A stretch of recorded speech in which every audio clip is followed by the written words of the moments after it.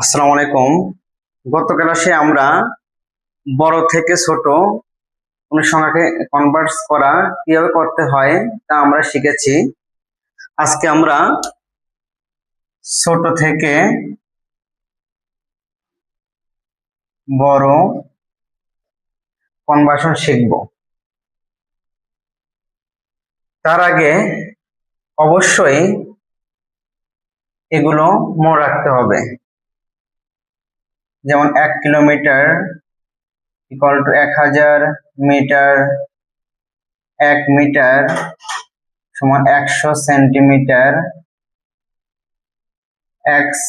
এক centimetre 10 millimetre. এখন ছোট সংখ্যা হচ্ছে মিলিমিটার। যেমন আমার আছে 2 মিলিমিটার, যদি বলা হয় 2 মিলিমিটার থেকে আমি সেন্টিমিটার নিব, তাহলে কি করতে হবে? যেহেতু আমরা আগে জেনেছি 1 সেন্টিমিটার সমান 10 মিলিমিটার, তাহলে এটা কি ছোট থেকে বড়র দিকে যাচ্ছে। যখন ছোট থেকে বড় দিকে কনভার্ট করা হবে তাহলে অবশ্যই ভাগ হবে।